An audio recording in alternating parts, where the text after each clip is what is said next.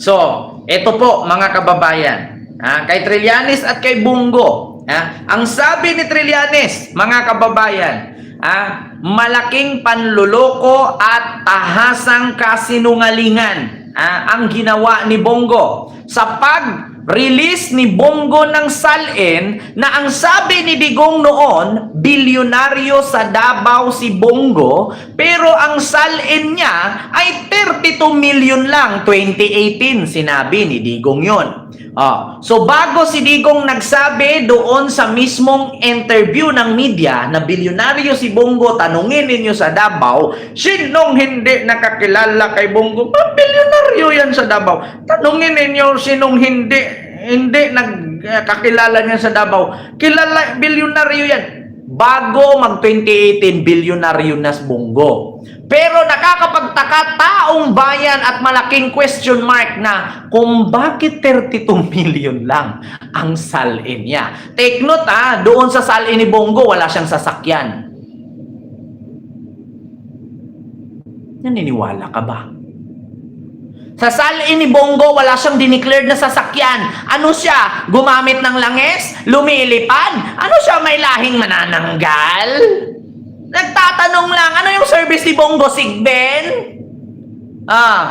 Maniniwala ka ba? Wala siyang sasakyan dun sa salin niya. Ano siya? May lahing manananggal? Ano siya? Naka-e-bike? Ano siya? Naka-motor? Tigilan nyo nga ako! Pag-untog ko yung mga ulo ninyo mga DDS, kayong hayop kayo. Ang sabi ng mga DDS, ayan, nakita na, may salin na. Hindi nyo naman binabasa. Di ba? Dapat nagbabasa kayo. Porkit may salin pinasa, okay na. Pero sa salin, walang dineclare na sasakyan. Ano yon? Si Bongo, naglalakad, nagko-commute? Di ba? Ano yun? Naka-e-bike? Tigilan nyo nga ako.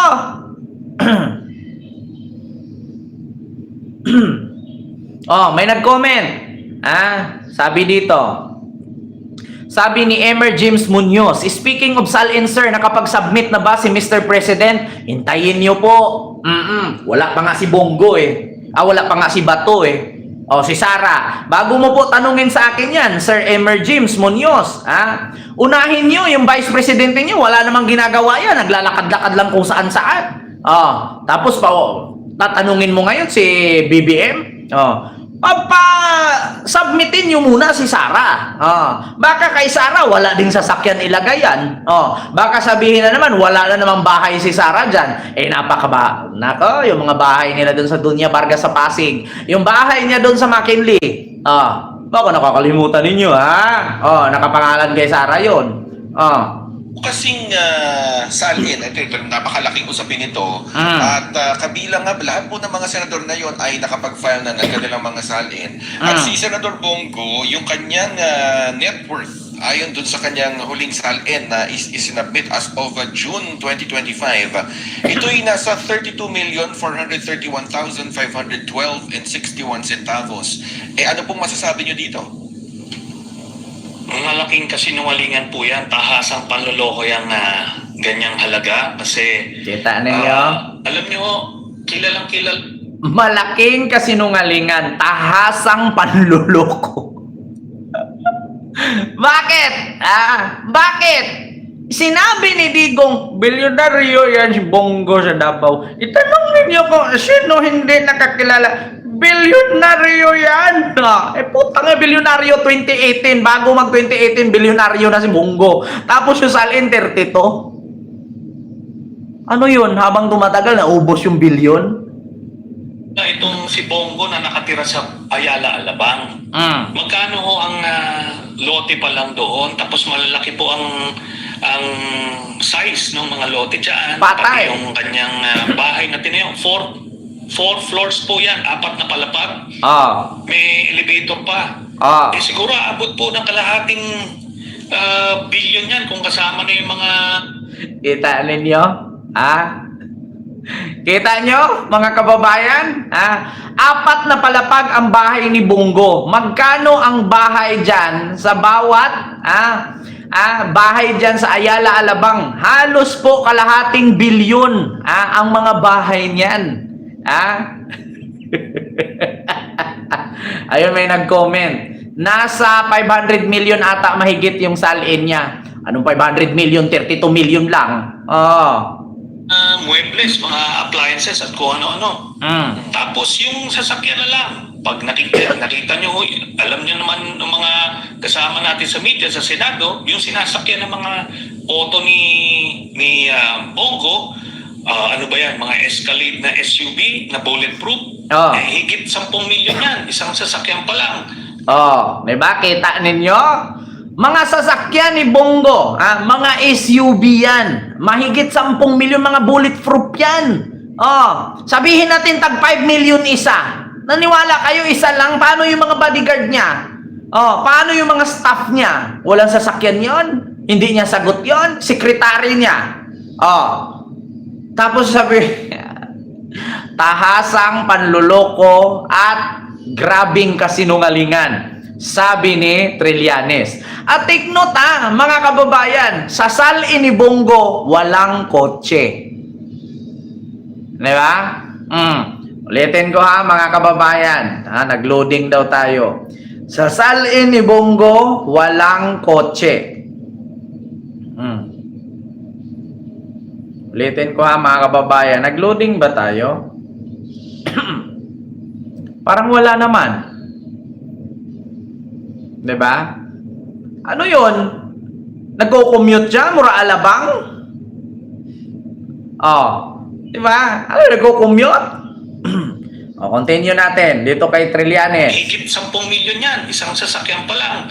Merong mga backup vehicles pa. Tapos hindi ho nagpe-permian sa isang kotse, nagpapalit-palit yan. Tingnan nyo lang yung nasa garahe niyan sa bahay niya. Talagang, doon pa lang siguro, abot na ng 200 milyon sa kotse pa lang. Kaya, sobra naman na panloloko yan. So, yun nga, at ito yung pagkakataon din, na kung magtutuloy-tuloy at siya'y may imbitahan dyan sa ICI, ito'y pagkakataon din para masagot niya itong mga ganitong naglalabasang issue. Opo, gano'n na nga po yan. At the same time, sana ma-take advantage ito. Kung masubject ito, mag-volunteer siya sa lifestyle check, sige, samahan ng media kung saan siya umuwi, makikita nyo. Patay. Talagang kikilabot. Kita ninyo Alam niyo si Trillanes nagsasabi ng totoo yan. Kasi bakit? Ako mismo witness, ang mga bahay sa Ayala Alabang malalaki yan. Ako mismo nakita ko yan. Bakit? I will tell you frankly. Hindi naman sa nagmamayabang ako, nakatira po kasi kami una dati sa lakefront ng Parañaque. Lumipat kami sa Robinson's Home sa Parañaque hanggang sa pumunta kami sa PhilInvest hanggang Ayala Alabang hanggang sa tumira ako at naging kapitbahay ko si Alden Richard. Alam ko kung gaano kamamahal po ang mga bahay dyan. At exclusive subdivision din yan katulad sa Forbes. Ang mga bahay po dyan. At take note mga kababayan, ang Forbes ay hindi lang po Makati. May Forbes din po ng Cavite. Ganun din po kamamahal. Millionaires and billionaires. Hindi lang po millionaires, billionaires po ang mga nakatira dyan. At take note, kahit si Isko may bahay dyan Diba? Kaya nga sabi ko sa inyo mga kababayan, kahit nga sa lakefront kay Manny Villar, yung lakefront dyan sa Parañaque sa Sukatawid, apakamahal din Sa Ayala Alabang pa kaya? Kaya nga sabi ni Trillanes, sundan, magpa-lifestyle check si Bongo, sundan ng media kung saan siya uuwi at ilan ang madadat ng sasakyan, ura-urada, doon sa bahay niya. Pero ngayon mga kababayan, sa sinabi ni Trillanes na yan, mag-iingat na yan si Bongo. Siyempre, yung iba niyan, doon sa kabilang bahay na hindi alam na akin.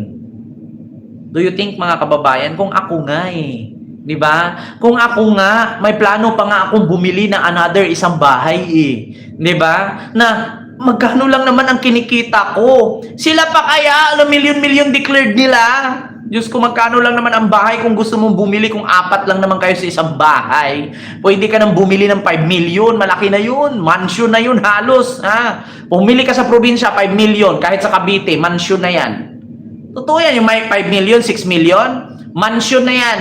Nagkakaroon na 5 kwarto na yan. At magkakaroon ka na ng 8,000 hectare, 8,000 square meters niyan. Ang mansion kasi ay nagkukumpos ng 8,000 square meters. Sa madaling salita, yan po ang mansion. No? Kapag may makita po kayong bahay at hindi po siya umabot ng 8,000 square meters, hindi po siya matatawag na mansyon. Ang sukat kasi ng mansyon ay 8,000 square meters. At may bahay din po kami sa probinsya na 8,000 plus square meters at model homes. So alam ko po kung ano ang mansyon. Diba? At ang bubong namin ay tisa. Kaya alam ko po yan. Pero hindi po sa akin yun, sa lolo at lola ko po yun. Model homes po yun. So ito po, continue. Makikita nyo, talagang kikilabutan kayo kung gaano karamya ang pamumuhay niya ni Bongo. Tapos ito, no? Alam niyo ba nung una sinasabi palagi ni Duterte na itong si Bongo ay bilyonaryo? Sinasabi niya sa media. Bakit naging bilyonaryo si Bongo? Buong buhay niya simula nung nag-graduate yata yun, executive assistant na ni Duterte. Wala naman nung negosyo yan na kilala na humahakot ng daang-daang milyon. Wala akong gano'n. And besides, hindi nga nakadeclare sa salin niya. So, ito ngayon, gusto nilang, kumbaga, in a way to explain kung saan yung mga magagarang bahay at mga kotse, kung saan ang gagaling yon. Pero, since dineclare niya na 32 million, stop na siya doon. Kaya, hindi niya na pwedeng palitan yan. Ito, partner, kung meron ka pang tanong, Hindi. Tinan ko kasi yung lote sa baka ako makabili tayo sa Ayala Alabang Yung ordinaryong lote ron, per square meter, 200,000. Pero tingin ko mababa pa to. Gano'ng kalaki yung square meter ba? 200 square meter. Per square meter, 200,000. Tandaan nyo yan Tapos magkaroon ka ng bahay dyan. Kung ang bahay mo 4 na palapag, napaka-imposible naman yan, 1 kwarto sa baba, 1 kwarto sa second, sa third, sa fourth. So 4 na kwarto yon.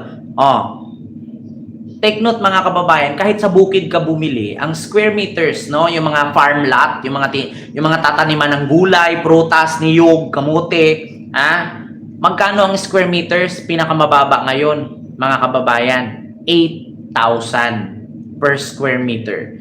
6 to 8,000 per square meters. Bukid yan How much more pa sa Ayala Alabang? Hindi nyo kasi maloko ang tao, mga kababayan. Lahat ng sinabing Trillanes, totoo yan.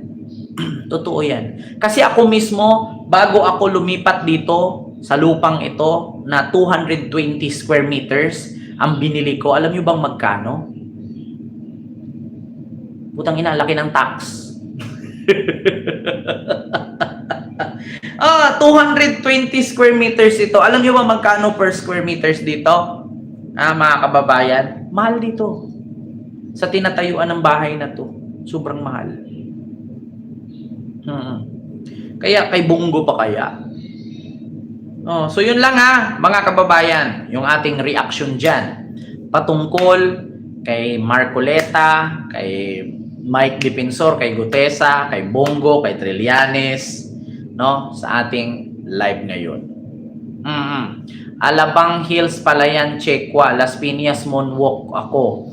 Kaya pala maraming inject. Ma'am Rose Oy Macho, ayan, ako dati din kami dyan sa Sukat, sa Lakefront, lahat. Hanggang sa lumipat kami ng Robinson's Home or Robinson's Place. Tapos lumipat kami ng Laguna. Hanggang sa naging kapitbahay namin si Alden. Tapos lumipat kami ng... Basta marami kami nalipatan. 'Di Pero life must go on. So yun lang mga kababayan. Yung 32 million ni Bongo, garahe lang ng bahay na yan. Yung 32 million ni Bongo, mga kababayan, kondo lang yan. Kondo lang yan, 32 million na yan. Kondo. Kondo sa BGC yan. Kondo lang yan ni Sarah. So yun lang mga kababayan. Maraming salamat po, no? Meron po tayong live ulit mamaya, siguro mga 9, ganyan, or 9:20, 9:30. So maraming salamat po sa inyong lahat, mga kababayan. Mag-ingat po kayo palagi. Ayan, Ayala Alabang Social na place. Thank you po, Ken Garcia, sa tinalakay mo. Aming lahat ay enjoy po. Good night. Salamat po, Ma'am Anita. Ayan, thank you so much. At sa inyong lahat po dyan, mga kababayan, Ma'am Lynn Mariano, hello po, and kay Ma'am Tita, Matita Santilan, ayan, Ma'am Lilito Nini, and kay Jen Lostre, ayan, hello po, and kay Hilario Maniksik, ayan, may galap shoutout po, and kay Classic, Ma'am Amy Andres, ayan, Amy Andres, and kay Edelfonso Caberto, Laarni Garcia, Ma'am Rose, ayan, may galap shoutout, ay kay Pulongski Iyutman, kay Jenju, kay Ma'am Jen, kay Ma'am Glee, ayan, Ma'am Jana Kalunya, Ma'am Mula, Mulabi, kay Blue, ayan, may galap shoutout po.